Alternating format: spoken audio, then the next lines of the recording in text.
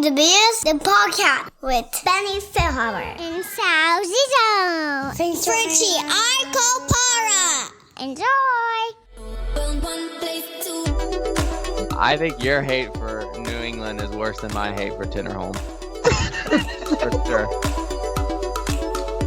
Most likely we'll go back to Columbus. Bro, this hasn't been thought out yet by you and your family? It's like a month away, bro. Welcome back to BS the podcast. We're getting Michael Parkhurst, captain for Atlanta United, MLS champion, defending Open Cup champion, or well, not defending because they won it this year. You were part of the team last year, Sal, so it'll be interesting talking with one of your ex-teammates.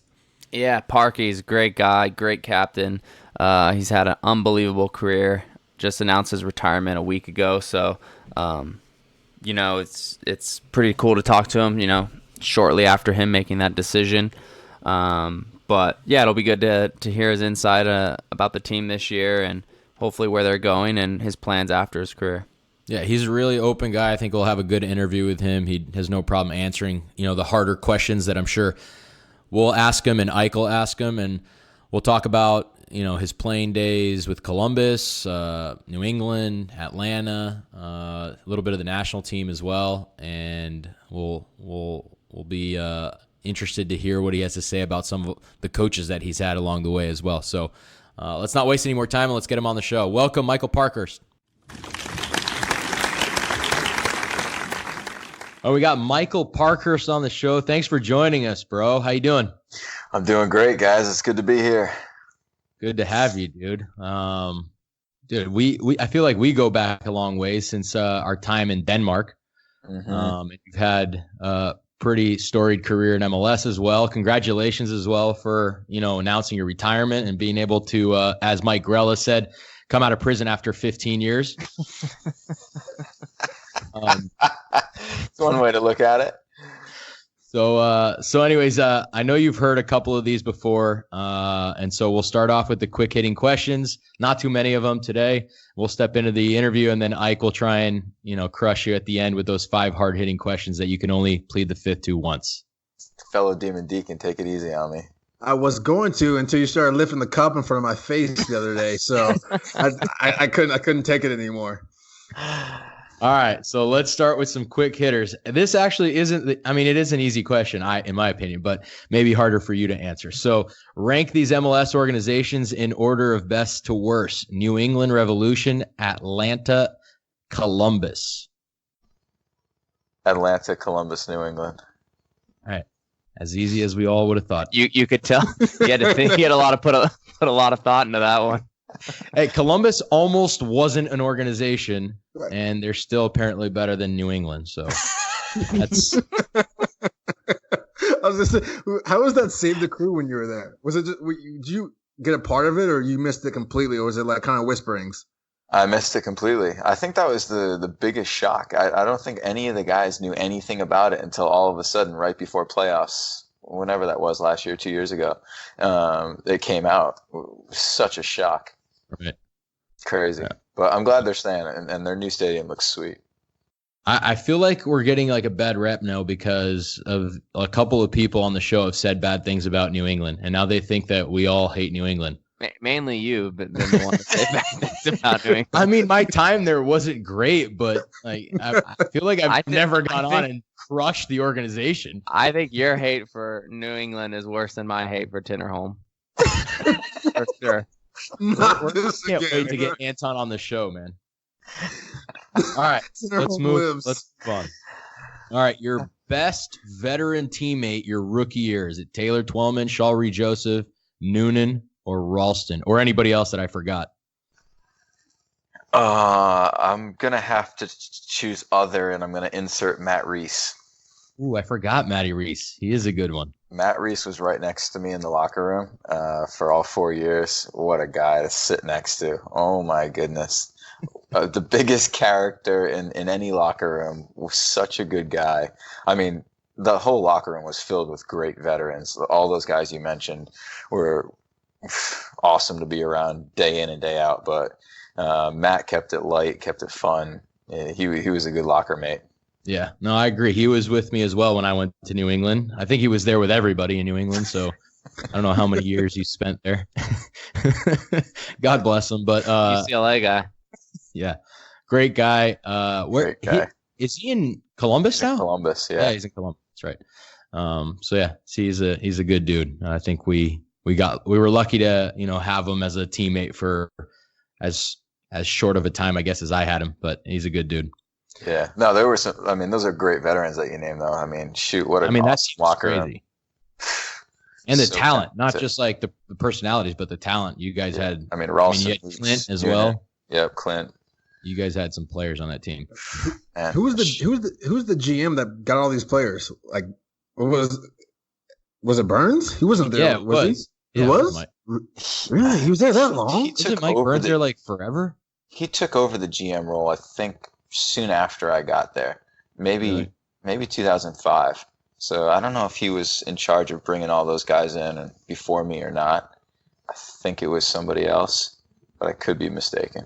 But I also think that's like MLS 1.0, where it was a lot of good draft picks. That's what how you built a team. Now it's completely different. You can't just go through. It's hard to even get one good draft pick now because a lot of players go through the academies. There's homegrowns, all that kind of stuff. So for sure, that was back in the day when you had like 10 rookies every year. Yeah, you have one or two. Right, exactly. Do you think Stevie Nickel threw a dart at like names and like whatever he landed on, he picked? Well, I don't know who did the scouting, but it's funny. we talk about, Jeff and I have talked back about our Stevie Nickel days, and I mean, to think back of how we used to win games and how we used to approach things is, I mean, Stevie, for anybody that doesn't know him, is the ultimate players coach. We did no tactical work. I watched video once in 4 years. And that was literally, he put on one of our games. We watched like 30 minutes of it with no commentary, nothing from Stevie. And then he turned it off and that was it. We did no scouting. We did no gym. And crazy, man. Isn't that pretty crazy though, how different the MLS is though from like 05, 06, 07? Like literally you wouldn't do any video. I mean, even when I was in Portland in 2009, 10, like we never watched video. Now it's like such a big part of like after every game you're watching video and before for some teams, Sal. Yeah. For some teams, I've heard. Yeah, I agree. I think it's for some teams. I agree. I mean, like maybe it's definitely changed, no doubt. For every team, it's changed. It's definitely changed because we don't watch video after games. You don't? That's not. Tata, we used to. I mean, the ones that we would play really bad, we would. Coach to coach as well. I think it kind of changed. Do you guys watch film in KC and Minnesota? We used to watch a lot of film my first 5 years here. And then this year we've watched, definitely not as much. I think maybe it's because of just the season that we've had. He's tried to like change certain things and certain aspects and not give us too much information, but we haven't watched nearly as much video as we used to my first 5 years here. So yeah, with Jesse, we would watch 3 videos a week, man. After, but with Stevie Nickel, I like video. Stevie Nickel didn't have time to set up video in between his 36 holes that he played of golf every day, and then the other 3 hours that he spent at the pub. So, I mean, this guy was having himself a good time as well. He was a dude that loved everybody, but he was also enjoying life. So, yeah, MLS 1.0, man. The good times, the good days. All right. Moving on to my final question, and this is from, I don't know if you've listened enough to our podcast, then you know that I have certain PIs around the league that kind of give us inside intel on players coming on the show. So this question goes all the way back to your Wake Forest days. And how many nights a week, on average, did Stephen Keel and James Riley make you go out to bars and when you really didn't want to? In season once a week, out of season probably twice or 3 times a week. I would love if you can elaborate as well. Give me like one good story if you can remember of these guys like taking you out and you really not wanting to. I mean, there were so many nights. Holy smokes! We enjoyed ourselves in college for sure, and in the spring. These guys would get after it. I mean, day drinking was the way to do it back in college for us. We didn't go to bars really. It was all house parties at Wake. So we would sit in the backyard and play these games where you drink a beer and then we'd make it up where you had to throw your empty beer can off of an object and have it land in a different object and stuff. We'd literally sit there and listen to music and play these day drinking games. But I'd be cool drinking until like 6, 7 o'clock, and I'd be cool shutting it down. Fun has been had. But these guys, It's bedtime, dude. mission's been accomplished, yeah. But these guys would always want to go out and continue it on.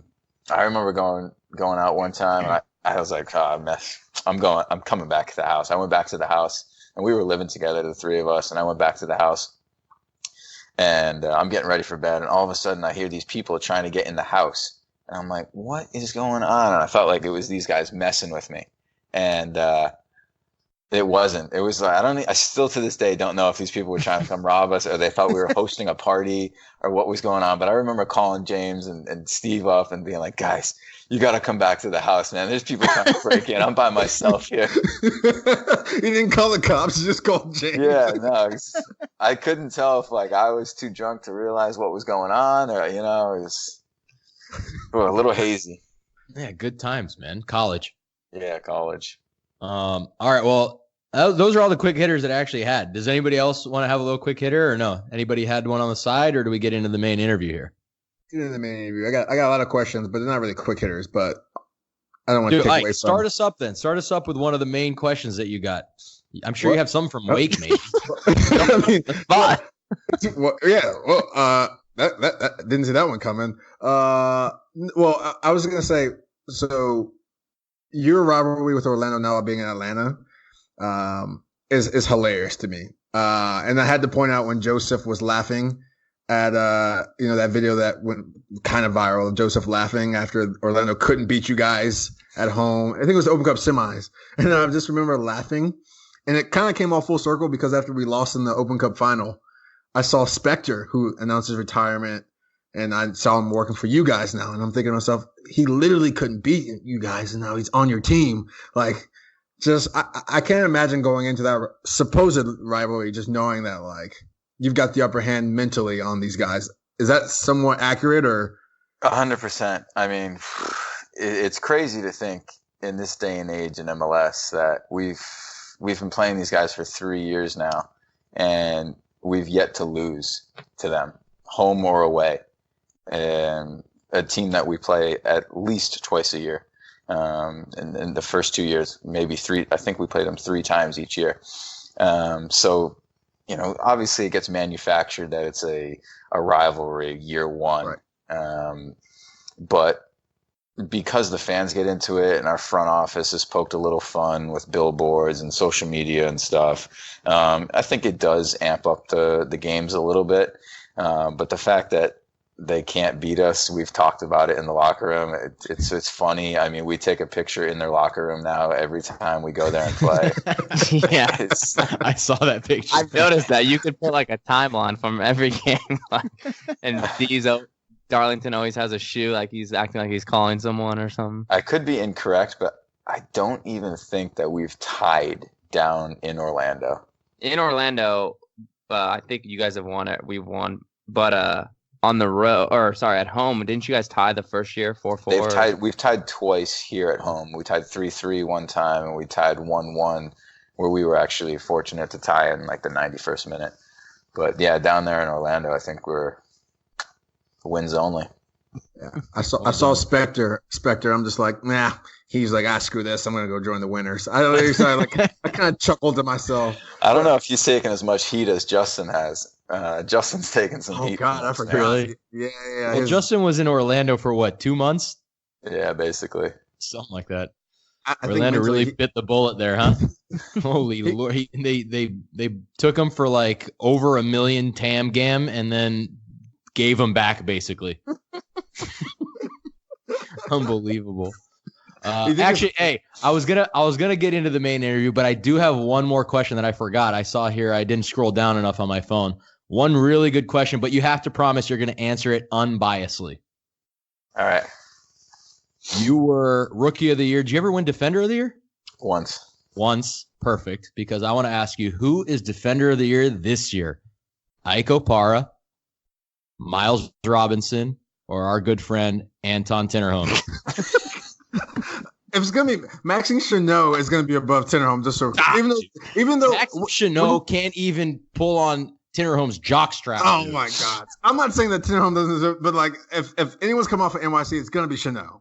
It's not going to be Tinnerholm. I put Tinnerholm in there kind of as a joke. We know it's not going to be Tinnerholm. I don't think, but he's a great player. But go ahead, let Parky answer the question.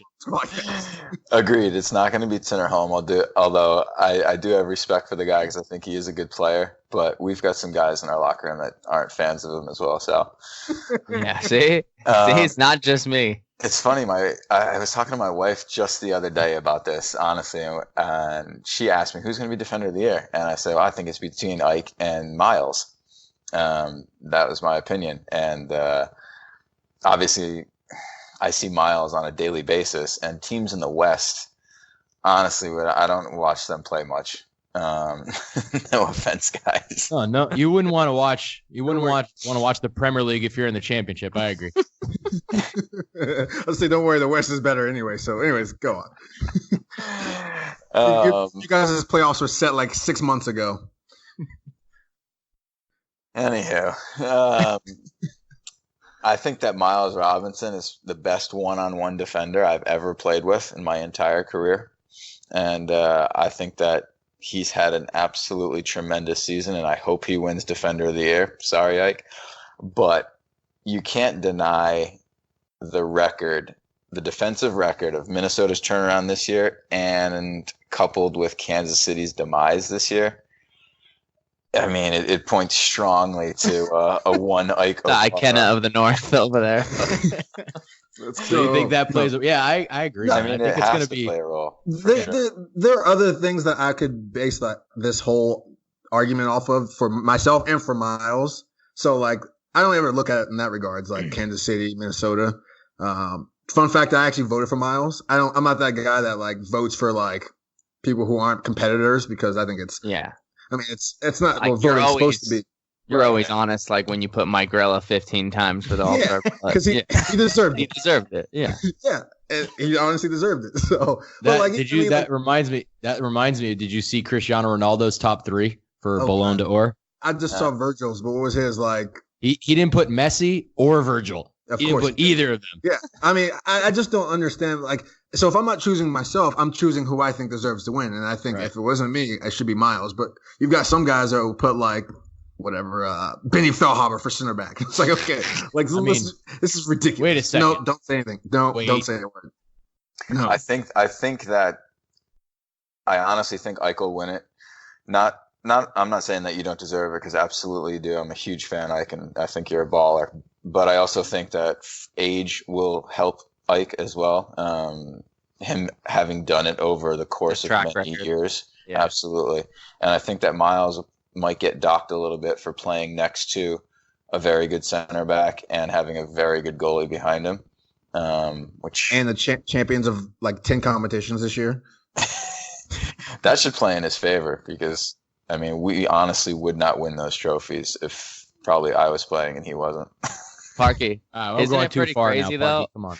Isn't it pretty crazy though? Like to see. So I was with Miles obviously last year, and we would talk amongst ourselves in the locker room like, gosh, man, this guy, he's gonna be good. Like if he was on any other team, like he would be really good because like Tata liked him, but didn't like. He obviously wanted guys that can play with their feet like a lot.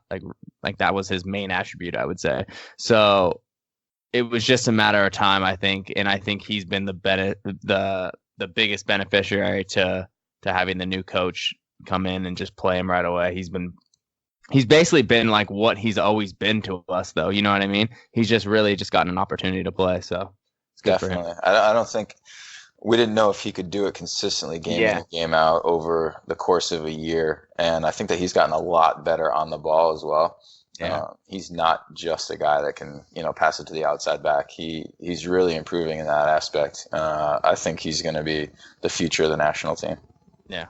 Nice. All right, let's get into a question. I actually talked to you about this like through text a little bit in the beginning of the year when you guys were struggling. And I was asking you like what the biggest difference was, like why you guys, struggling. There's obviously the new coach. You guys lost one of your top probably 2 players with Miguel.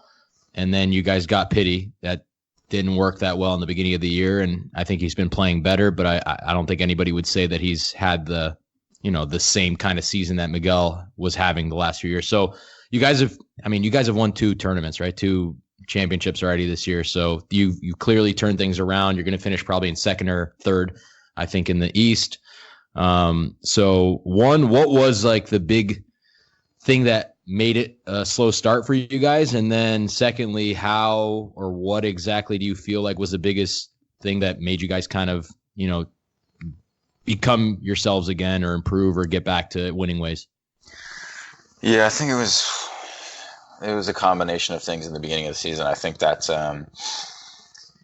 it's difficult having the short off season and coming straight in and playing CCL.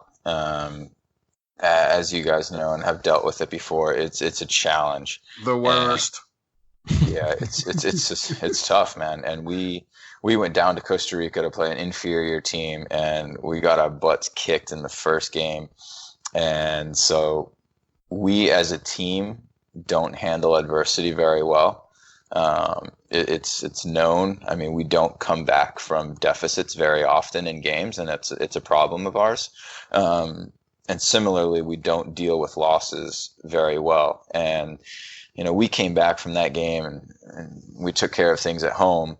But that immediately put a little bit of stress into the team and a little bit of doubt of, coming off of Tata and winning games and winning championships. And now, oh my goodness, we lose our first game to this team down in Costa Rica with Frank. And then guys start to doubt the tactics and the formation and where guys are playing.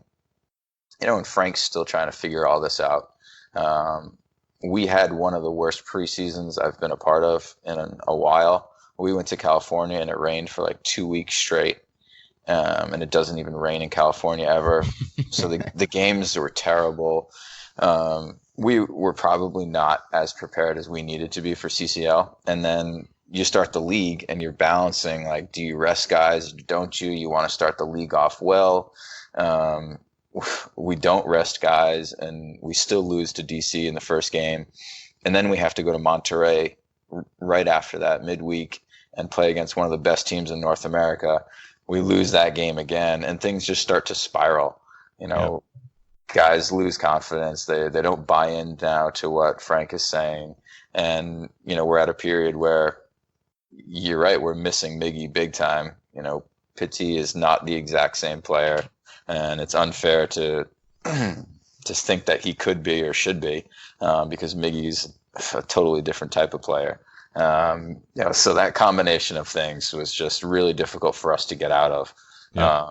I think eventually Frank went to the 3-5-2. We got back to playing in that formation, putting Gressel out wide, putting guys in their natural spots. We played a little bit riskier, and we even have been lately. If you've seen any of our games, we're playing a lot of man v man all over the field. I watched the game against Portland. I watched that game, and I thought you guys were the better team. But that's not the greatest way to play against Portland either, because Portland's a team that likes to go on the counter with space. And you guys were winning, but still kind of giving them some space. But yeah, you guys got players that are good on one-on-one situations. So I thought you got away with some of those things, but it was a wide open game. It is. And it's crazy. That's the way we've been playing lately. And a lot of it has to do with Miles being able to literally stand on the halfway line one-on-one with a striker. And we're like, all right, we're good back there. Yeah, we're good back there. Like, we can handle it. So it gives us the freedom to, press on and put teams under a little bit of pressure, and that's worked for us, and it's got the confidence back, and we had some good performances there in the middle of the season.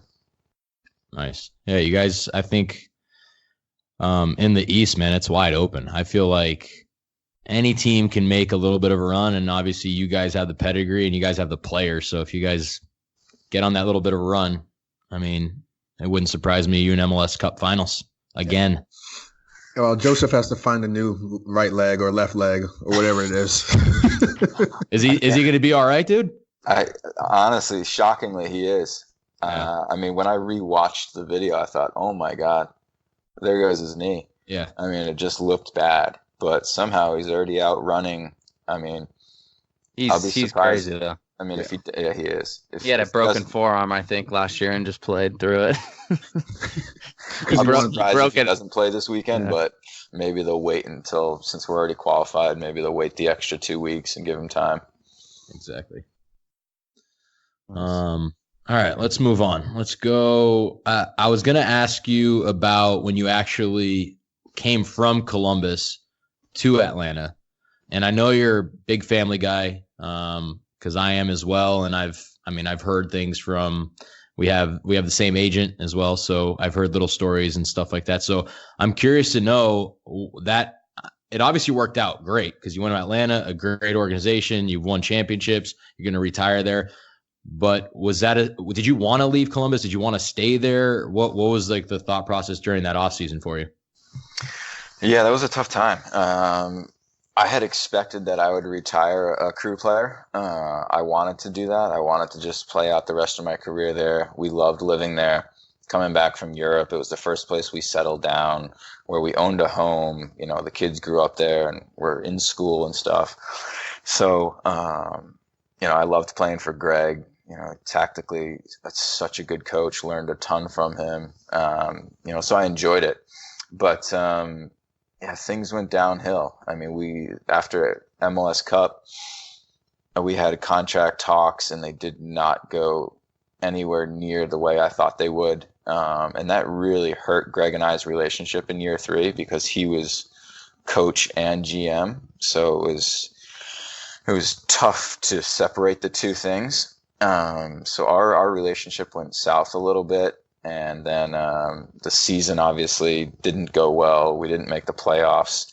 And throughout that time, I was a little bit in the dark. He didn't really talk to me that much. And I thought, man, this might not go well. And, at the end of the season, he basically said, we'll keep you, but we'll keep you at this number. And I said, that's not going to happen. If you want me to stay here, it's not going to happen like that. And he was like, it's basically take it or leave it. And I said, okay, let's find a club for me to go to. Were you going to be a free agent at the end of that year, or what year was that? Owned you? No. What year was that? I was going to be. That was 2000. That was in between 15 17. and 16. Right? Oh, was it 17? Yeah, you're right. 16, 17. Yeah, because I came here at the beginning of 17. Yeah. So you would not have been a free agent. Correct. Okay. Yeah. The old 32-year-old not free agent. Well, hey, you haven't played 8 years in the league. Is that what it was? Exactly. The 7 years. You spent one too many years in Northland. Exactly. Yeah. Oh man. But yeah, I mean, obviously it worked out well for me coming down here, and it was a blessing. But I was not happy about it and didn't expect it.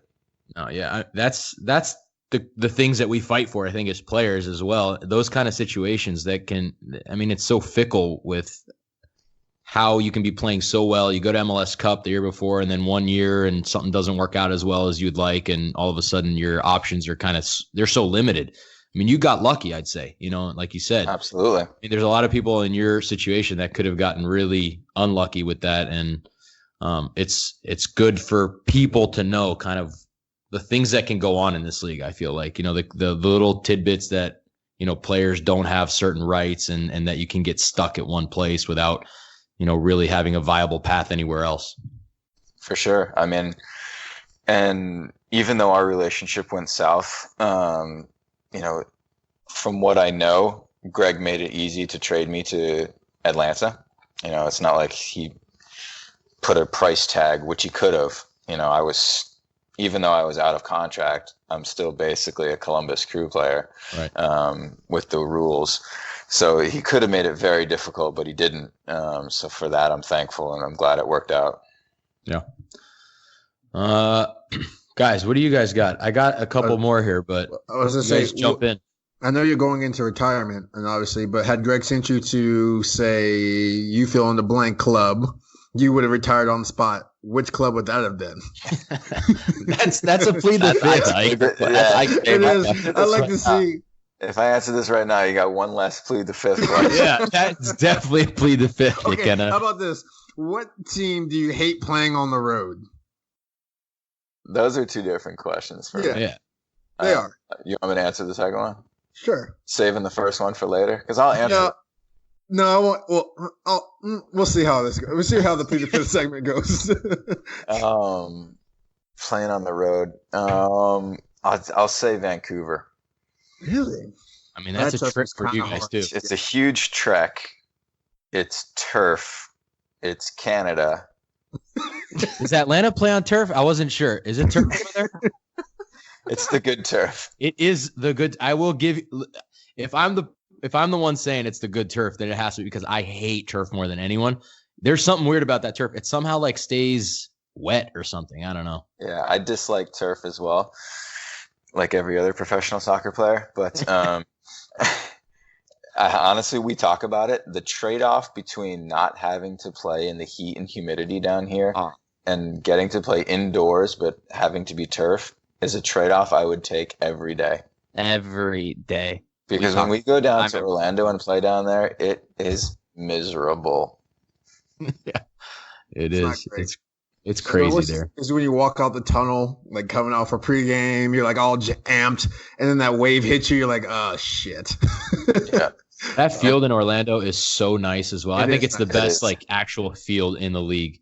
But you're right. It's very nice. If it's anything but like cold, if it's not cold, it's awful. Houston as well. I'd say Houston is top 3 in toughest places, worst places to go. And I feel like every game there, you have a 50% chance of a rain delay or lightning delay, and a 50% chance of a stroke as well. I remember we played there with New England back in the day. Stu Holden actually was playing in this reserve game the next day, and we had a guy on our team pass out in like the 30th minute in the reserve game. Normal. Like 10 a.m. game the next day. To be fair, reserve games in old MLS, the guy probably went out the night before. Likely. Yeah. Do we know who it was that passed out? I can't remember who. It was for New England, a player for New England? Yeah. Yeah. Poor kid. So Parky, when you retire, where's going to be home? Where are you going to settle down? Most likely we'll go back to Columbus. Bro, this hasn't been thought out yet by you and your family? It's like a month away, bro. He's just going to wake up and be like, what am I supposed to do today? Yeah. No, for sure we're not moving anywhere until the end of the school year. So we've got time. Okay. We don't want to take the kids out of the school mid-season.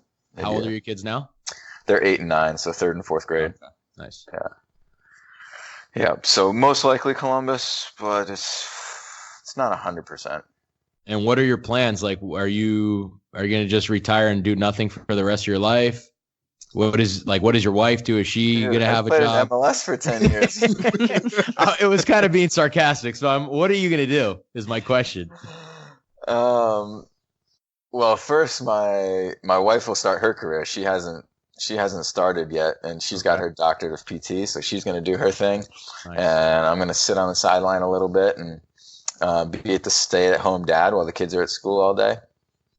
Really work on my golf game a little bit. That was smart, though. You waited till the kids got a little bit older before you retired. Had to hang on as long as possible. Yeah, Sal retired too early. Now he has to take care of a bunch of crying girls. Man, it's perfect age. 4, 2.5, and 1. Perfect. He has 0 time for golf, and he has a real estate license. So it's not going well. Seriously, he's got to record this in the garage. Look at him back there. You know how hot it is in Vegas? It doesn't even matter that it's close to wintertime. It's still hot. It's getting nice. It's nice. Crack like the garage door, Sal. The AC is opening up the side door in the garage. But I do want to stay involved in the game somehow, but I don't want to do it in a full-time basis. I want to be there with the kids on the weekends to watch their games. My son plays soccer, baseball. My daughter plays lacrosse right now and tennis. I love nothing more than going to their games, sitting there, and watching them play. Nice. And so that takes me out of professional, even academy full time right now. But I would love to do something part time with, Atlanta, Columbus, something academy. I don't know, where either like in a mentor role or help out young defenders on the team, either on the field or off the field, a video, or I don't know. I see so many kids now. We sign these homegrown kids and they're just lost. Yeah. They're either not ready physically, they're not ready mentally, both. I mean, these kids need help, on and off the field. So if that could be something I could do as well, but stay in the game somehow so that when the kids are older, if I want to get back into it at a higher level, then I still am involved, attached somehow. Nice. And you want to do that with Atlanta, you said? Or does it matter? Atlanta, Columbus, wherever we are. New England? He's from Providence. So that's right. I am a New England-born boy. So right. It's not terrible. Hey, when you start that up, being a defender myself, I'll come work for you. We'll get the whole thing. We'll monopolize the market. No problem. We'll put together a defender academy here. Why not? Actually, Columbus, though, I don't know if I can live in Columbus, but I've never spent too much time there, so I can't speak on it. Hey, quick question, guys, since we have two Wake Forest guys. What's a demon deacon? So it's funny you say that because it's an oxymoron, and I heard it once, and I remember hearing it and being like, that was stupid. Do you remember the story? Like, I literally heard it. It's like, it's a terrible story, in my opinion. Okay. So let's hear it. Don't know. Yeah. No, I don't. Is a deacon? What is a deacon, like an angel or something? No, deacon, it was something. It was something like a minister, right, or something. Yeah, but I don't want to butcher the story, so I'll just like I'll have it ready for the next one. Okay. But I was going to bring up the time at Wake Forest. You made my life hell at Wake Forest, Parky. Just so we're clear, being a defender, Coach Jay Vidovich kept you at the standard that was untouchable, and. Every bad pass, everything that went wrong, it was like, Parky could do it. Parky could do that. Parky could do this. And I was like, I haven't met the guy yet, but I swear if I ever do. It'll be on a podcast. Well, I obviously met him plenty of times before, but yeah. Yeah, sorry about that, Ike. I mean, that's like one of those things where, the coach remembers the player much better than he actually was when he was there. And, the legend grows year after year. Yeah, were you volleying balls, diagonal balls out of like mud puddle soaked fields? I literally heard the most ridiculous stories. Only with my left foot. Sorry about that, Ike. Yeah. Ike, I think you did all right, bro. Yeah. You came out clean the other side. Yeah, we'll have a plead the fifth question or an interrogation section with about that, so I won't get too detailed. But it was actually cool because I had you built up, to this unbelievable defender, and I hadn't really seen because I didn't watch too much MLS aside from like DC United growing up because they were my team, blah blah blah. And so I had you built up to this crazy pedestal, and so I finally like saw you play and I watched you play, and it was like, what the hell is Jay talking about? It was like in the sense of now I'm like. I don't even know how to explain it, but now I look at your career and I'm like, this guy was severely underrated, in my opinion. Like, were like, I'll tell you what, playing with him for 1 year gives you a newfound respect for him, and I guarantee you, every guy on the team would say the same. Like, what a player! Everyone he's played with has probably said how good of a player he is. You know what I'm saying? I wish I could. And I would love to have played with. So if you want to hang around another year, hey, it's nice up in Minnesota. Parky, I played with you. I honestly don't even know exactly when, but we've played together on the national team. I don't know if it was like Olympic January camps or Gold Cups, Olympics. That's right. You played the Olympics with me. Well, I didn't really play much, so I watched you play. Novak loved you. Peter though. Novak loved let me play. I was one of like 5 guys that had some games on the full team, but I couldn't get a game in the under 23. So, but I still remember a specific play in the Holland game. It's so funny that you just mentioned that because to this day, by the way, that Holland game is the most crushing game I've ever played in. That was brutal. The one under the wall? Is that under the wall? To talk about? End of the game. We tie the game 2-2. We should have won 2-1. They hit a free kick under the wall, and we would have qualified for the next round, 6 points, but we didn't. We ended up losing the last game. We're out. But anyways, I remember we're winning 2-1, and I think Benny had come on, and maybe you were playing right mid, because I just remember yelling at you like, "Yeah, you got to try and block crosses over there," because Babel's like just whipping in crosses, and you yell over to me like, "I can't get close to him. He's gonna run right by me." I said this, dude. No, this was not me. Definitely, that's you, bro. I would not have said, even if it were true, I wouldn't have said that. I said that. I remember thinking, valid point, because I'd be doing the same thing. Wasn't Marvell over there helping me out or something? He should have been. Yeah. That makes sense, though. Me coming in at right mid on that team, I think that probably makes sense. I'll say that probably was. I thought you were going to actually say the play that you remembered was this one against Nigeria. We played Nigeria in the third game. Yeah. And I came in. We were losing 2-0, I think. I think it was 2-0. And we needed to tie. And I think Charlie got a goal, right? Was it Charlie that scored one? Can't remember. I think somebody scored. Yeah. By the way, crime that Charlie wasn't starting on that team as well. But by the way, or moving on, we had a play where we had a throw in close to our corner flag, like offensive. And I grabbed the ball and I threw it off the back of the defender. And it bounced down and I took it and I started running down the end line. Like the defender turned around, like didn't know what the hell had happened. And I was dribbling down the end line towards the goal. It would have been a good chance. The referee blew it and said it was a foul throw. Said I wasn't allowed to do that. Not like nothing that I did with my arms whatever. I don't know, like what he thought. Like I took an unfair advantage by throwing it off the defender's back. And he stopped the play. Dude, it was like I don't remember this play. That's what you I were was too exhausted in the back to actually figure out what was going on. You guys played down a man the entire game because a 3rd-minute red card. Yeah, to Orozco. Orozco, yeah. Right, dude. Played a whole game down a man. That team was nice, dude. That team was good.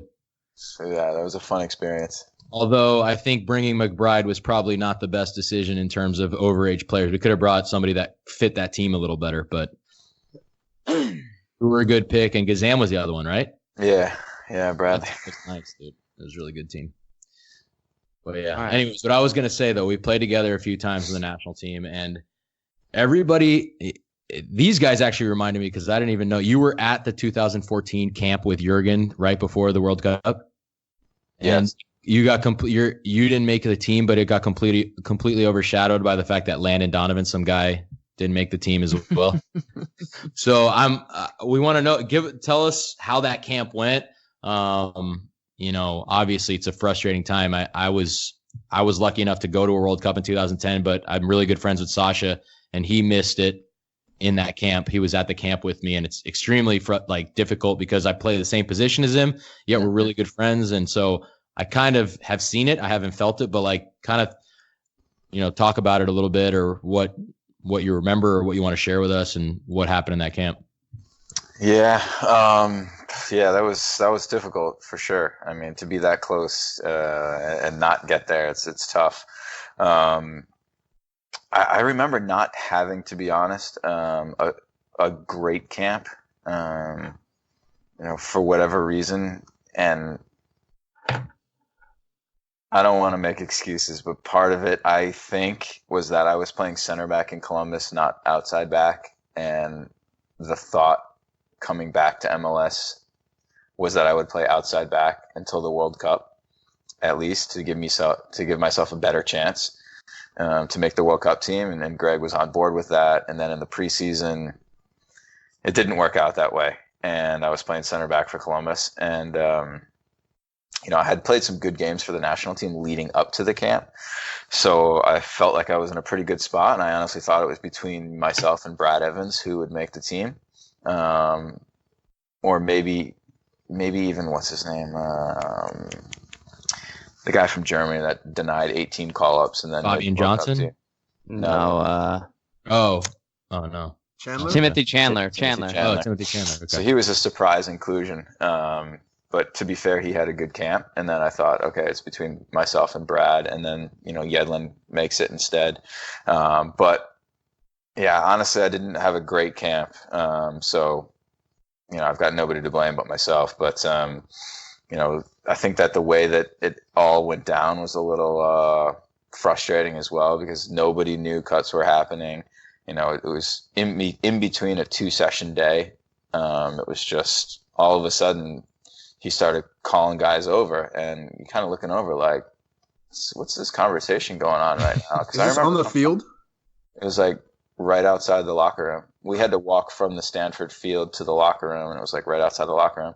But like half of the team is going over to the gym for a gym workout, and half the team is staying. We were in different, I don't know, coming off the field, we were in different groups, I guess. And I remember thinking, oh my God, is he cutting guys right now? Should I stay to wait and see if I'm going to get cut? I'd rather just know. Yeah. Or do I go to the gym and then come back? So I went to the gym, came back, and he pulled Brad Evans over. And I was like, oh my God, I think I made it. And so he talks to Brad, and then I'm like, let me make sure he sees me because I just want to know. And then he called me over, and told me that, yeah, you get cut. And it was just weird because he said that, and it was like, all right, a blur take a after shower. That. Like, how am I getting back to the hotel? Like, none of the other coaches came over to say anything. I ended up getting in a van with Landon, just the two of us, to drive back to the hotel. So that was weird. Here I was like feeling bad for myself, and then I'm like, oh my God, the best player in U.S. soccer history didn't make the team either. So yeah, it was a strange time for sure. Yeah, I don't know if Jurgen's forte was cutting players because in January 2014, January camp, holy Lord, wait, were you there too? I don't know. Oh, were you there in Brazil? Is this Brazil? Yeah. So you were there for that.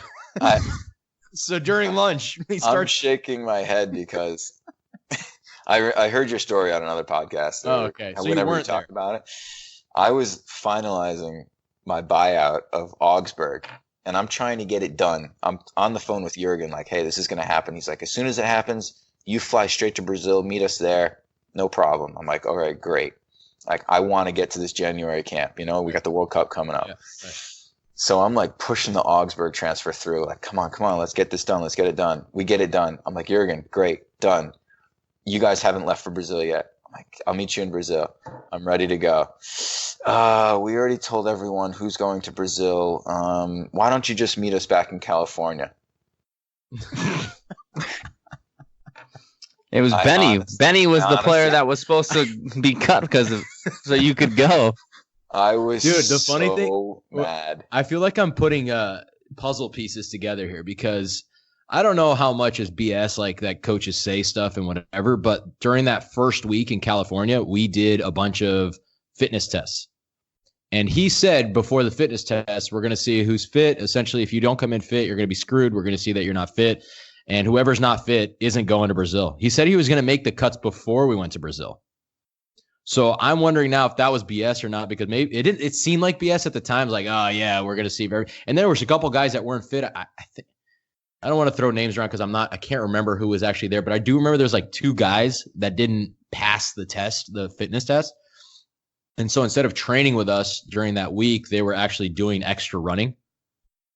But they like caught up throughout the week with the extra fitness and then actually passed the test towards the end of the week. And so he came up to us, all of us, and said, look, everybody did really good, in his awesome Jurgen voice. Guys, it was a great camp. You guys did fantastic. And we're going to bring you all to Brazil. And so we brought 30 guys to Brazil. I don't know if it was pre-planned or not, but maybe we all screwed you from being too fit. I don't know.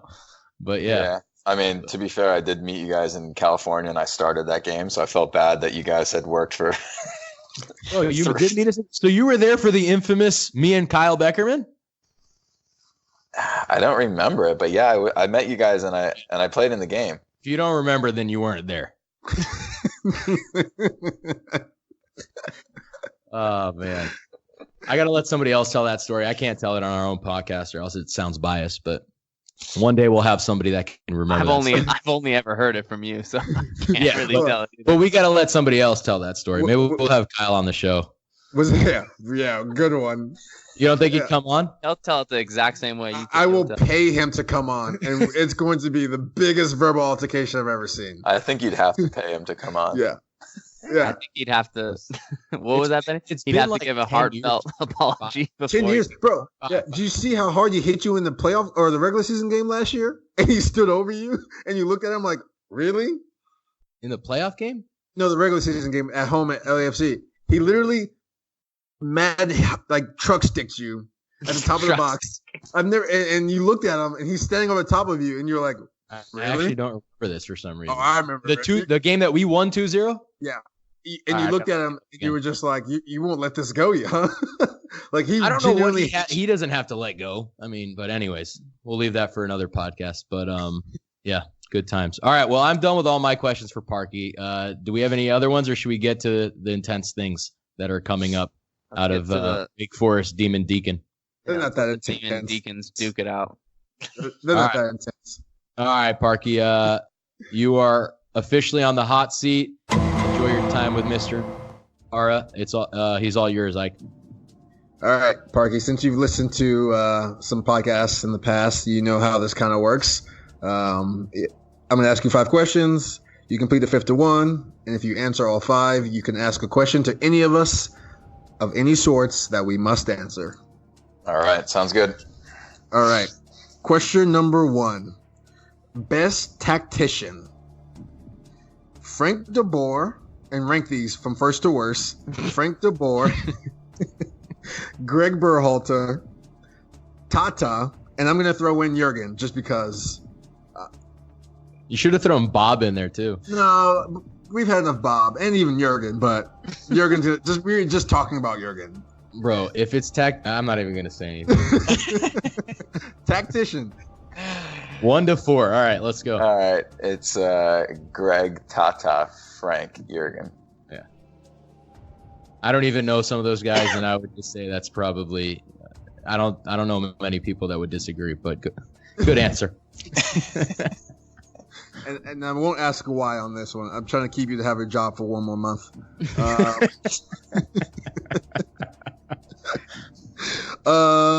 I've actually got a couple fan questions. Some of these are really good. Yes. First fan question. Whose idea was it to go to Magic City after the MLS Cup?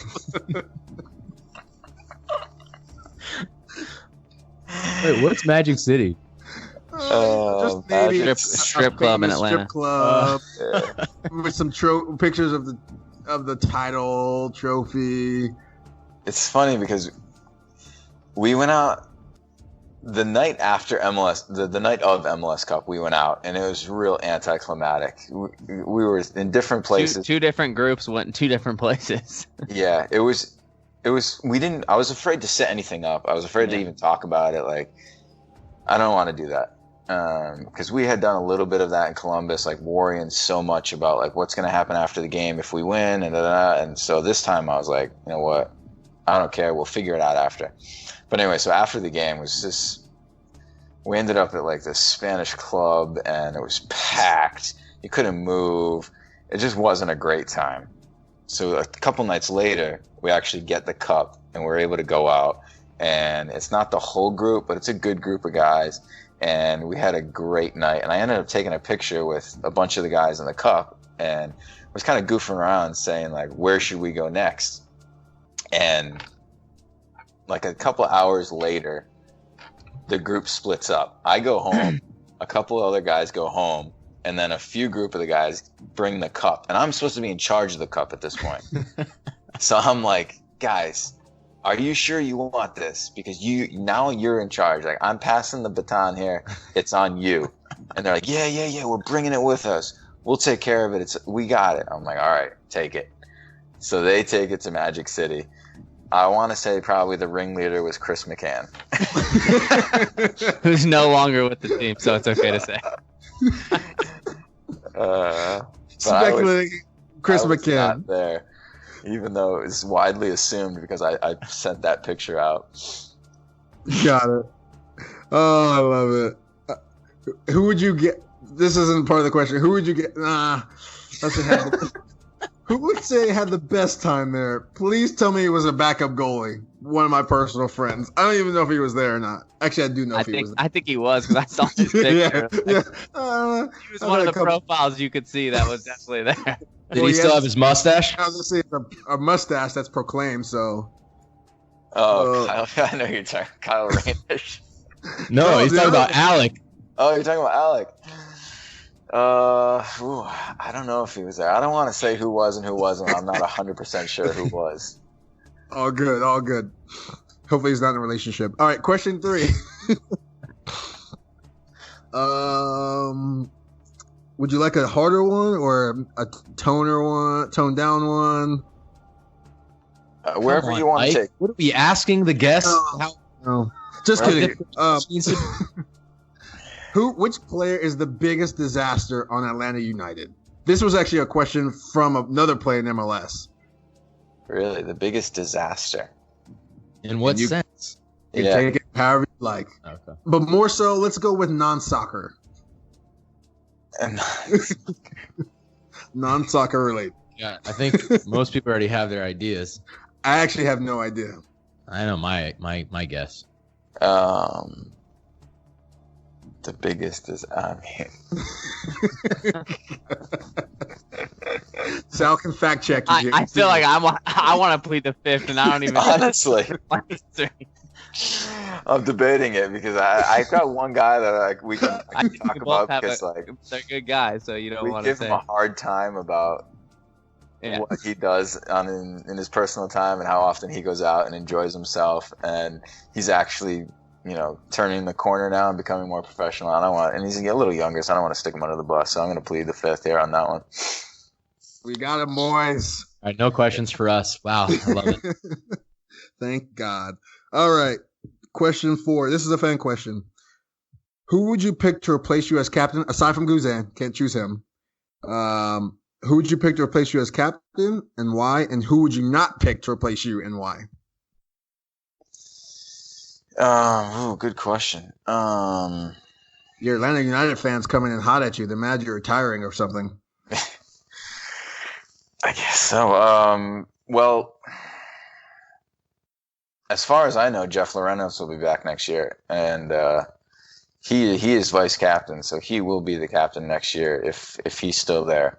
I don't know what his exact plans are, but he will definitely be the captain if he's there. And like you said, I think Brad is next on the list. So those two are definite. From there, I think you'd have to look at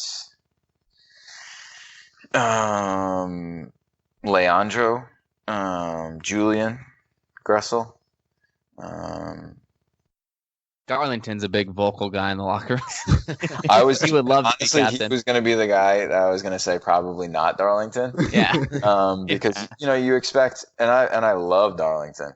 He's my guy, but he's quiet and he stays to himself a little bit, and everybody loves Darlington. But just because you're the best player on the team doesn't mean that you should necessarily be the captain. I think that he probably fits in that boat. Yeah, fair. And I agree with that. Just because you're the best does not mean you are captain material, even though Darlington could be, but he's Darlington. He's chill. He is. Good dude. All right, last question. Which one do I want to ask? We'll go off on a lighter one. How wild is it knowing that you guys have a higher level of expectation than the Atlanta Falcons? Seriously. It's a hotter ticket in town, I'm telling you. We talk about it a little bit. Atlanta's a tough sports town. The fans can turn pretty quickly, and there's so many people here that aren't born here. So when you go to a Falcons game, there are so many fans from the other team in the building. I mean, I was there week 1. They played Philly, and there must have been 15,000, 20,000 Philly fans in that stadium. It's and the Falcons fans, to be fair, are louder than our fans when they get loud. It's just that obviously we are continuous and do it nonstop versus them doing it for, short bursts. But yeah, because they've struggled, I mean, the onus is on us to be successful. I even saw a couple things yesterday, like they had a terrible game, got blown out at home, and they're like, man, Atlanta United better win since these guys can't. So thankfully Arthur's got us in the building as well, I guess. Right. Do you think Arthur knew when he bought an MLS team off his stepson's advice that it would turn into a worth $1 billion or whatever it's worth? I don't know what it's worth now, but it's definitely 5 or 6 times what he paid for it, I'd imagine. Not as quickly as it has occurred, for sure. Yeah, I definitely mean, not. These guys are smart businessmen. Everybody knows MLS. If I could buy a franchise, I would right now as well. Yeah. It's only going one way, but the pace at which we got this franchise to where it is, and obviously they spent money and did it the right way, and success on the field and the environment that we have in home games. It's just a perfect culmination, and nobody could have foreseen this occurring this quickly in any franchise. And now we've got us, and now LA have done it, right after us. So it's just been really impressive. Hey, since that last question was pretty much like a layup, I kind of have one. So you tell me if you want to answer this one. And all I want is a yes or no. You don't even have to give me a reason. Will Pity Martinez be on the team next season? Yes. You think? Yes. Okay. All right. So he's off the hot seat, boys? Will Benny Feilhaber be on Sporting Kansas City next season? Well, then we got to bring Peter in for that. It might be difficult. Hey, I think we could start going up to maybe front office staff, technical staff. Like Mike Petke might be a fun one. I'm going to bow out of that one. That would be, well, he's probably not allowed to talk about anything soccer right now while this lawsuit's going on. I could probably get Jesse. Should we get Jesse on here? No chance you can get Jesse, bro. Maybe. I don't call want to his get Austrian number. Yeah. Maybe. All right. You guys could, checking in with former pros that are kind of big names, not just front office guys, might be a cool thing as well. Well, we did Landon, so that was pretty that's cool. true. Yeah, Landon, yeah. Well, we could get Boca maybe and ask him why his greasy hands were on the Open Cup before the final. Just because he's on U.S. Soccer, he's like coming out with the trophy, and I'm like, wait, did they already win the game? Like, I'm confused.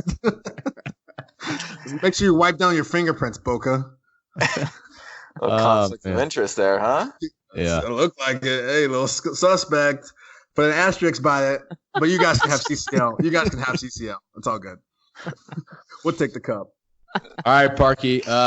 Awesome, dude. Thanks for coming on the show. It's awesome having you. We appreciate it. Good luck the rest of the season and with the rest of your career. That's not much left.